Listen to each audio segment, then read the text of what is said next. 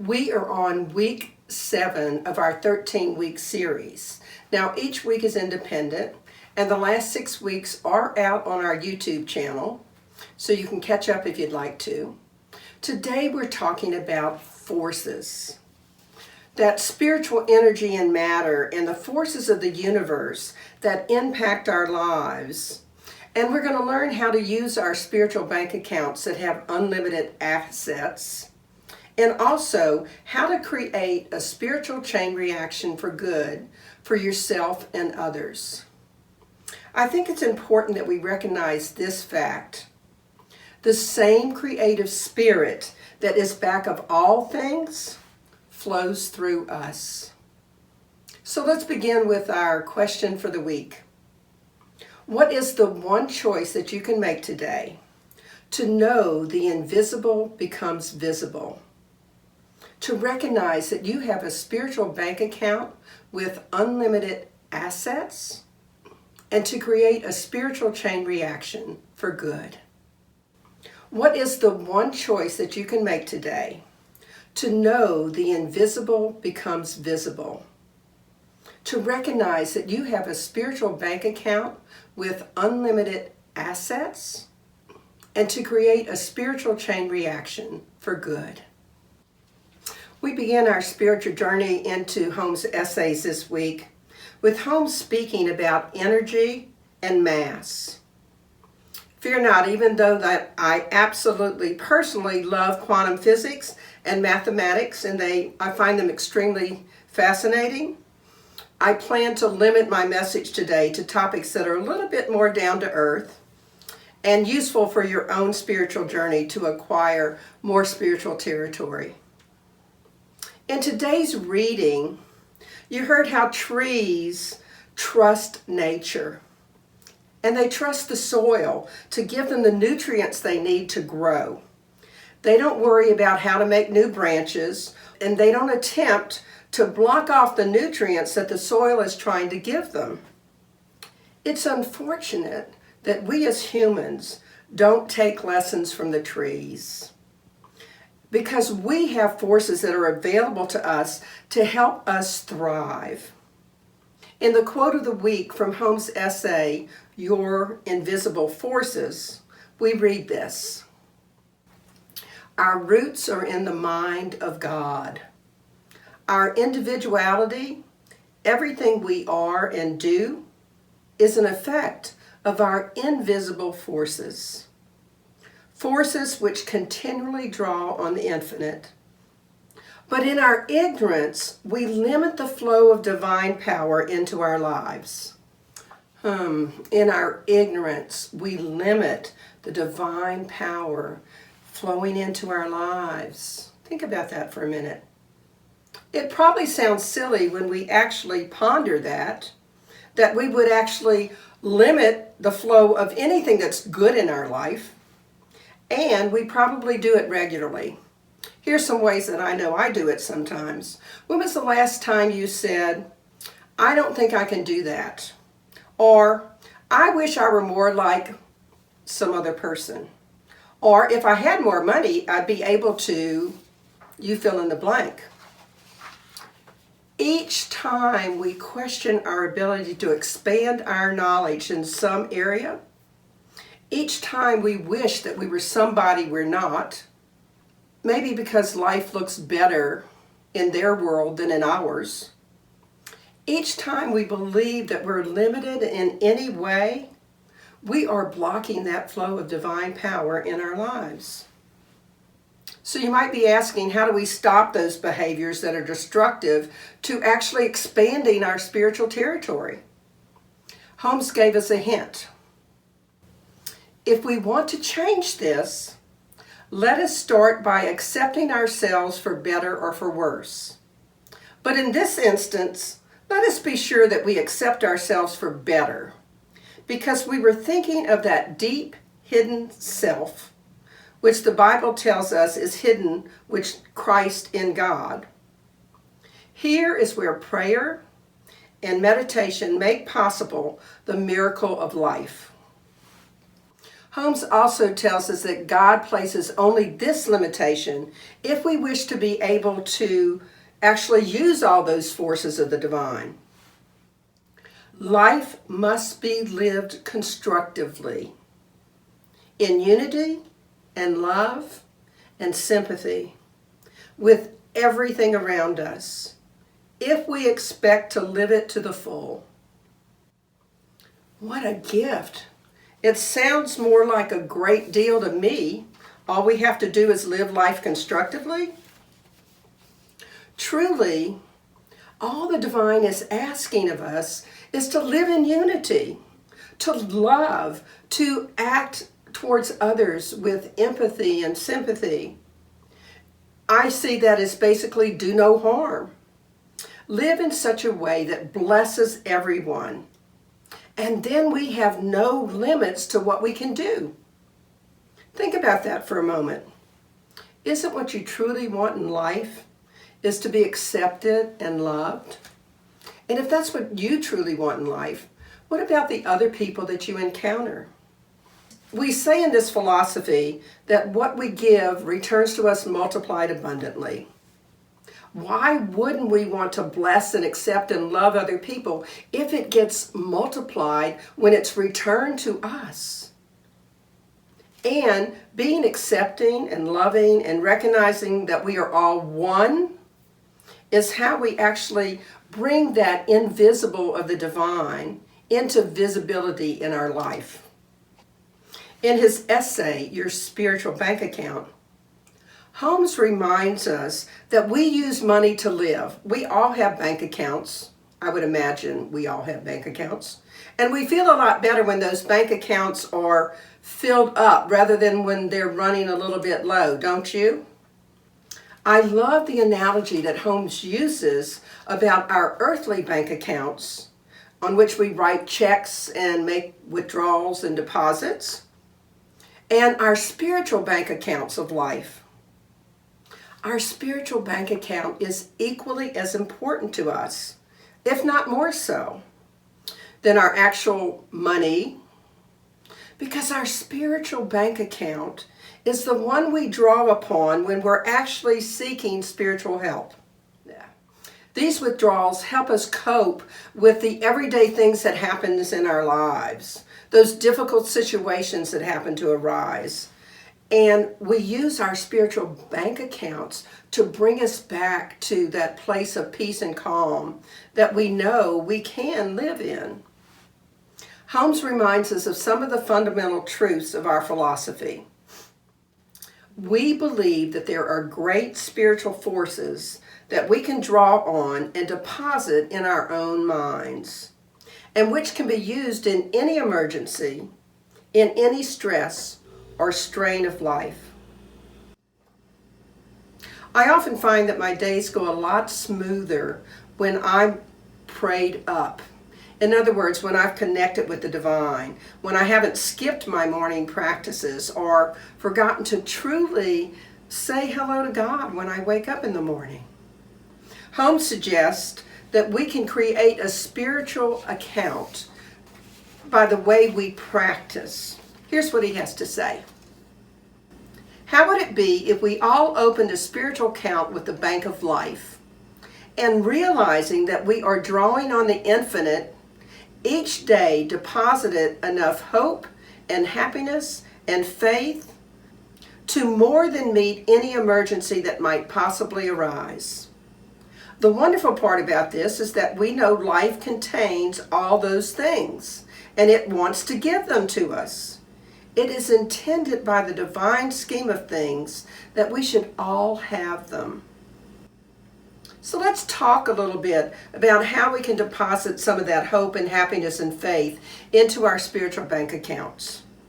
Doesn't that sound like a wonderful way to live? Honestly, for me, sometimes the trick is just believing that God is my source and not someone on the planet or something that I'm doing or some amount of money that I might be accumulating.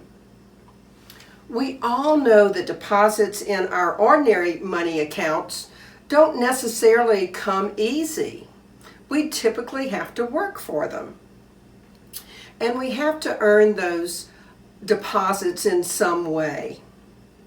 So how do you earn your spiritual bank account deposits? Let's go back to that living from a place where we see God in everything and everyone. Seeing that everyone is doing the best they can at the moment with the information that they've got. And if we happen to see a call for love, sending back love. Hey, when we send love, guess what? Voila, a deposit in our bank account, in that spiritual bank account that helps us when we're distressed. And to do that, to be able to send love when somebody's calling for love, I really do believe we have to be prayed up. Because otherwise it's not easy to see God in everyone, especially when their behaviors are against what may be our values. I'm curious what type of spiritual practices you have in place. What's the first thing you do in the morning? Is it saying hello to your higher power? Is it inviting that Holy Spirit to guide you throughout your day? Or is it meandering out of bed and just kind of moving through the morning, getting your coffee, not really paying much attention to your spiritual life? The answer to that question of what you do when you first wake up does make a difference. Why would you not want the forces of the divine to be with you all day long? And another question is, what's the last thing you do before going to bed at night? Is it thanking your higher power for the day? Is it letting go of all the things that went on during the day, all the things that happened? And sometimes that's good, and sometimes it's the bad and the ugly. Is it releasing whatever caused you stress? Letting go of any guilt that you may have about things that happened during the day. It's important that we rest in the knowing that all of our day was in divine order at some level. Perhaps there were lessons we learned. Perhaps there were lessons that we taught other people by our behaviors, good or bad. So if you're getting into bed and going straight to sleep and not really acknowledging or letting go of the things that happened during the day, I think that blocks some of our ability to make deposits into our spiritual bank account. So the answer to that question about what do you do at night, right before you go to sleep, also makes a difference. When we release our day into the hands of the divine and just recognize that there is a power for good, and whatever happened during the day was meant to happen, and just let it go, then we can rest better, and then we wake up the next morning feeling a lot better. Now, I would like to say that I always practice these two things, but hey, we're human. And while these things do have a huge impact on whether we can strengthen our spiritual bank accounts, we don't always do the things that would be the best for our bank accounts. Even in our life bank accounts, sometimes we make choices. Sometimes we spend money that we maybe shouldn't have spent. It doesn't matter though if we just start afresh every day. I kind of like to think about creating these morning and evening practices as having something like the FDIC that is the backing of our financial bank accounts. Because these practices keep whatever deposits that we've made into our spiritual bank accounts safe. They protect them so that we can use them when we need them. And if you don't believe that letting go of your day and releasing it into the divine is not a way of loving yourself and forgiving yourself for whatever may have happened, I challenge you to try these practices. And I actually am certain that your sleep will get better and you'll increase your spiritual bank account. In his essay on how to create a spiritual chain reaction, Holmes wrote this: "No one lives entirely by himself. We are all individual parts of humanity. And whether or not we believe it, each is influencing those around him. And each in his turn is being influenced by others. No doubt the thoughts and opinions and actions of the whole world finally are based on what everyone thinks and believes. In this philosophy, we say that there is one life. And we spoke earlier about Holmes places unity as important for our making deposits into our spiritual bank accounts. If this is true, how do we go about living with the knowledge that we are influencing everyone around us? If we're asking the divine to guide us through our days, that certainly is a big step in the right direction. And I know that my human ego side often tempts me to judge or to be critical or to be a little bit annoying when I could be nicer, to get upset about things that might be ridiculous, like computer issues. What I know is, wherever I engage in the activities of having the divine help guide me through my day, and whenever I step away from my center and quit doing that, it takes letting go and returning to my true self to feel the peace and calm that I enjoy living, to feel that joy that's usually part of my life. Whenever we judge, get angry, blame, we're diminishing our spiritual bank accounts, because we have to tap into them then to bring ourselves back to that center of peace and calm. So we have to make a withdrawal. Holmes talks about the energy and the explosion of the atom bomb in one of his essays, and all the destructive energy that was created by that. In his same essay on spiritual chain reactions, he writes of another type of energy which is even more important. And this is the energy of faith, affirmative prayer, and spiritual meditation. There is no reason to doubt that in the field of spiritual consciousness, a chain reaction could be created which would bless the whole world. And since the world finally acts the way it thinks, should a majority of people come to believe in spiritual power and the benefits that can be obtained from it, they would all have a great desire to try a new kind of experiment, and that would bless instead of curse humanity. Can you imagine a world in which people actually believed in spiritual power and all the benefits that can be obtained from tapping into it? I can. It would be a world that worked for everyone. A world of love and joy and this philosophy of acceptance. A world which was radically inclusive and forgiveness was instant. I think Holmes very accurately described this world when he said this: we can sit in the quiet of our own being and consciously direct a power greater than we are for the definite purpose of helping ourselves and someone else. So I'm going to test that theory right now about when we think about peace, we become peaceful. I'm going to pause and I want you to think of the last time that you just really felt peaceful and calm and at ease. Bring a picture to your mind. It might be when you were sitting next to some kind of babbling brook. It might have been when you were walking among nature. It could have been when you were hiking in the forest. Whatever truly feels peaceful to you. Do you feel more peace right now than you did a couple minutes ago? If so, add this little exercise to build up your spiritual bank account and bring more peace to yourself and thus to the world. I'm going to invite you to consider these words of Holmes that I modified slightly into an affirmation. so that you could use it daily.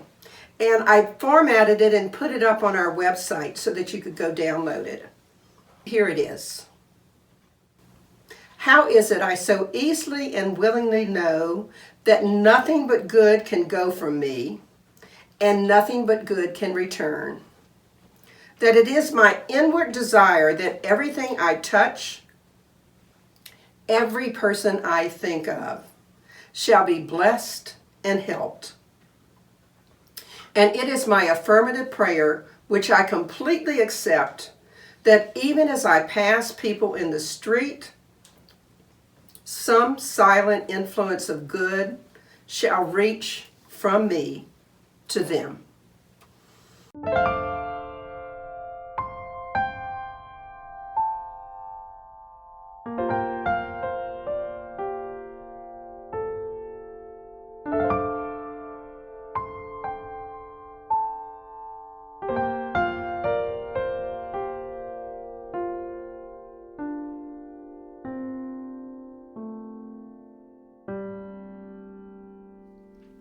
So in summary, decide this week to tap into those forces which you can use for your good and the good of others.